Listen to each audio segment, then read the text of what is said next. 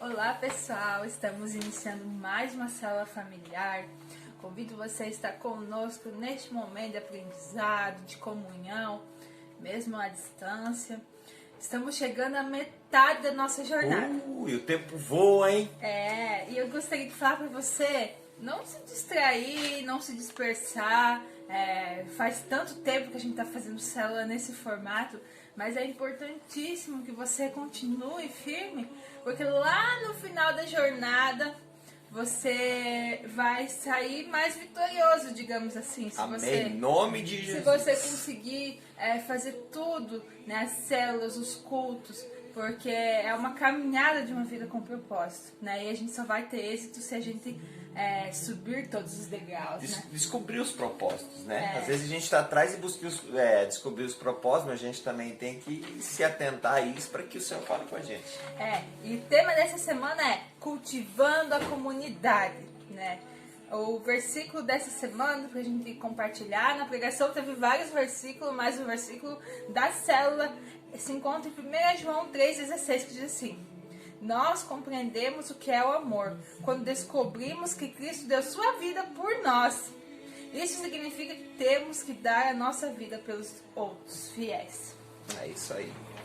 Foi falado sobre cultivar a comunidade. Comunidade exige comprometimento, né?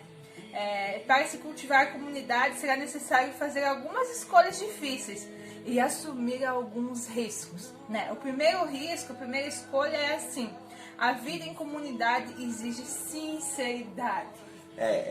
Quando a gente vai decidir por algo, a gente sabe que sempre tem um risco a correr. A nossa vida sempre corre algum risco, né?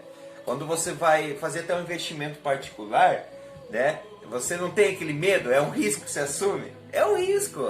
Tudo que a gente vai fazer é um risco. Mas a gente olha sempre esse risco como negativo, né? A gente acha que, nossa, não, o risco não. Que a gente precisa ter coragem em algumas coisas. E a palavra de Deus não é diferente. A palavra de Deus, na verdade, é muito mais profundo que isso. E aí fala sobre a sinceridade, a honestidade, né? Daí é um risco. É um risco ser honesto? É claro que não. A gente pensa quando fala em risco negativo, mas não. Honestidade e sinceridade é o que vai mover também as nossas vidas. E o segundo ponto é: a vida em comunidade exige humildade, né? O mais importante para a gente conseguir viver em comunidade é isso, ser humilde, né? Ter humildade. Porque a humildade ela é fundamental na nossa caminhada. Deus é um Deus de humildade. O Senhor Jesus é um Senhor de humildade. Então, se o nosso Mestre, o nosso Senhor é humilde, nós precisamos ser humildes também. Em todo sentido. E o terceiro ponto mencionado na palavra de domingo diz assim: a vida em comunidade exige cortesia. Cortesia. Às vezes a gente fala em cortesia em ganhar alguma coisa, né? Cortesia. Você compra um negócio, tá vindo em cortesia algo junto. Aqui para nossa igreja, quem vem de fora sabe que a dela é a mestre da cortesia, né? Ela sempre dá um jeito de arrumar cataratas, qualquer passeio para as pessoas. Isso é muito bom, né?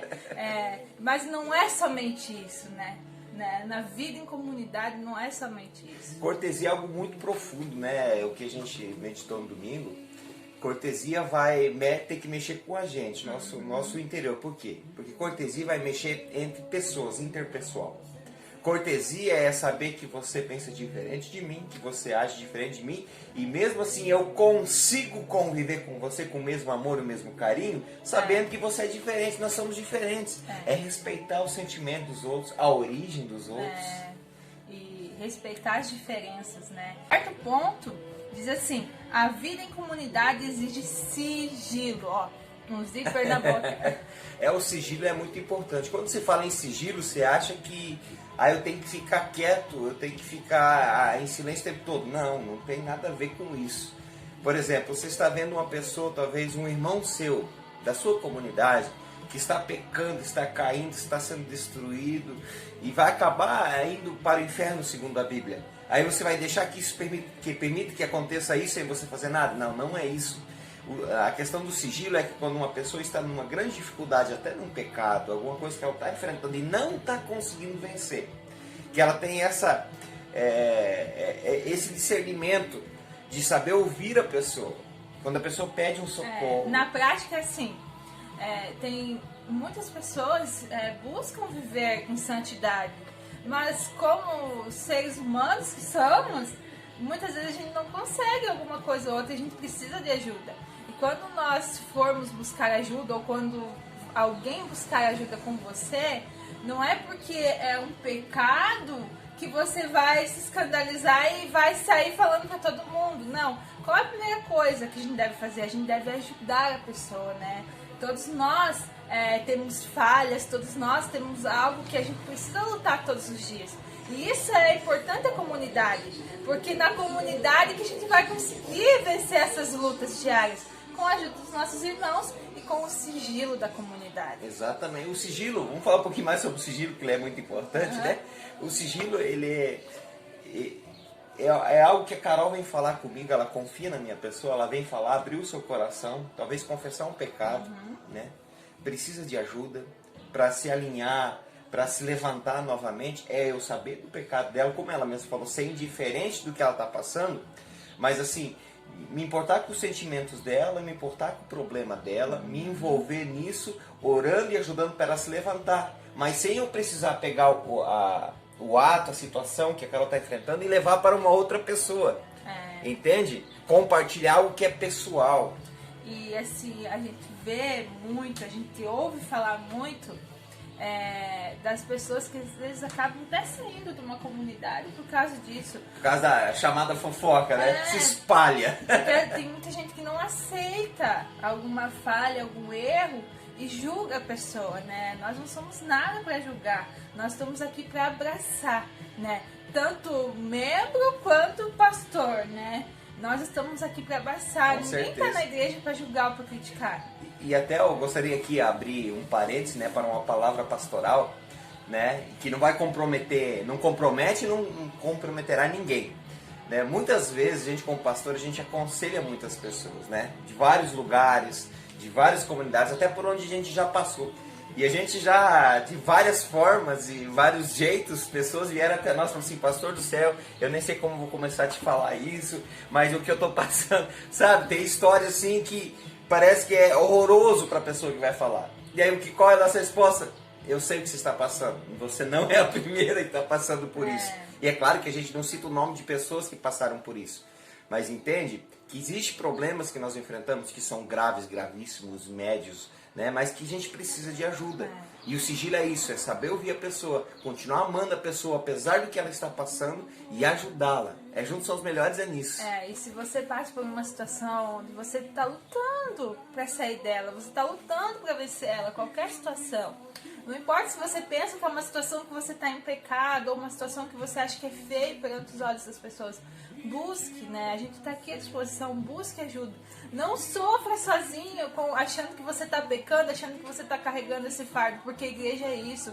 A igreja é para compartilhar esses fardos, para ajudar a carregar. E cultivar a comunidade é isso, a gente estar preparado para isso. O Senhor Jesus nos colocou aqui nessa terra como igreja local, que faz parte, a Carol, eu, você aí, que faz parte da nossa igreja local, para a gente cultivar a comunidade nisso. O Senhor nos inseriu neste lugar, a gente está aqui por um propósito, a igreja está com um propósito. Você faz parte da igreja local por um propósito, né? Para representar Jesus, o que Jesus faria. É por isso que Jesus chama os seus discípulos. Quando ele não estivesse mais fisicamente, mesmo que a sua presença do Espírito dele estaria com os discípulos e conosco, é para que a gente continue fazendo a obra que ele fez. Esse ponto é muito interessante. Estendeu um pouquinho, mas é gostosa. Converse na sua casa. Isso. Continue falando aí na sua casa. O quinto ponto que foi mencionado na ministração do domingo é assim, a vida em comunidade exige constância, né? Constância. Isso é algo que a gente estava conversando agora de manhã no café. O que é constância, né? Na casa do Senhor. Você não ter aquele altos e baixos de ser guiado pelas circunstâncias. Vamos dar um exemplo. Hoje eu tô bem, eu vou fazer tudo. né? Vou servir meus irmãos, vou servir a minha igreja, vou servir a casa, né? Minha comunidade local. Mas se eu não tô bem, eu vou sair de tudo, vou me afastar de tudo. Quando eu não tô bem, eu me afasto das coisas de Deus, eu me afasto da casa do Senhor, eu me afasto dos irmãos. Não, né? A constância é mesmo você não estando bem, você continuar.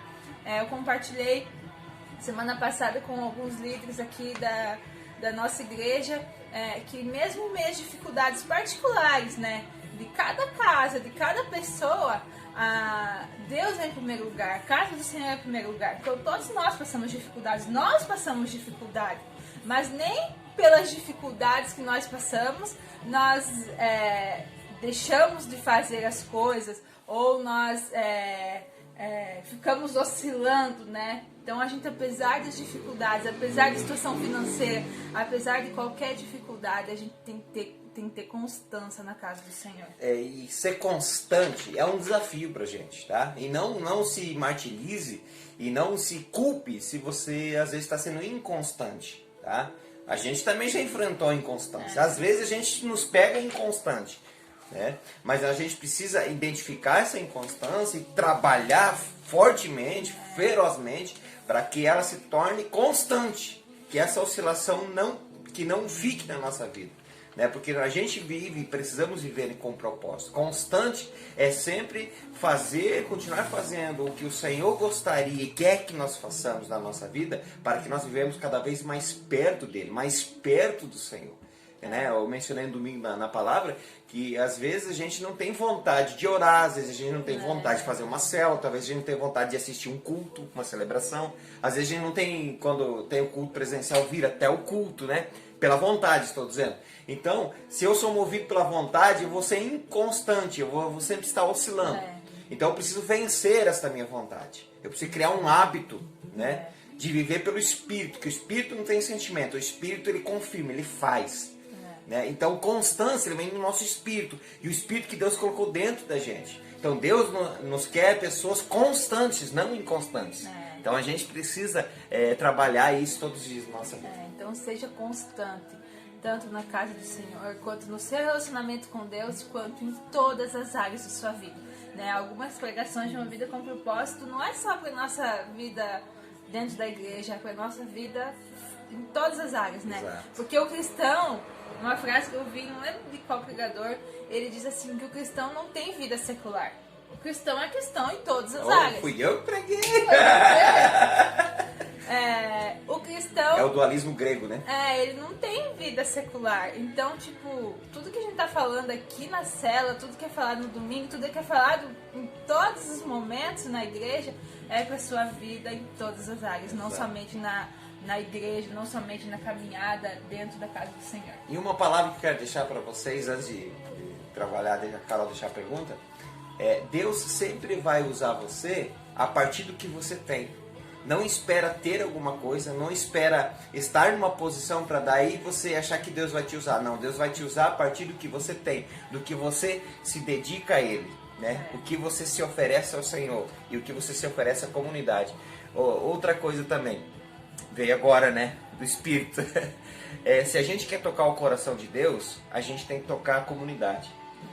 Se nós queremos tocar o coração de Deus, a gente tem que tocar a nossa comunidade, tocar o que Deus ama. Se nós queremos tocar a Deus, que Deus é amor, segundo a Bíblia, então se nós queremos tocar esse coração que é amor, a esse Senhor que é amor, a gente tem que tocar o que Ele ama. O que Ele ama? Ele ama a comunidade, Ele ama pessoas, Ele ama a mim, Ele ama você. Muito forte. E a pergunta dessa semana, hoje a gente tinha combinado de fazer mais curta célula. Já tá aí quase 15 minutos. Só que Deus ministra tanto na nossa vida, nos nossos corações, que não tem como a gente não deixar de compartilhar, né? É muito bom quando a gente comparando a comunhão quebrada. Então não perca, restaurando a comunhão. Esperamos vocês. Vai ser o culto através do Facebook, a live. Não perca, 19h30 esteja lá em ponto. Vai ser uma celebração abençoadíssima como todos que já foram. É isso aí. Deus abençoe. Deus abençoe. Filhos, que o favor de Deus seja sobre ti, sobre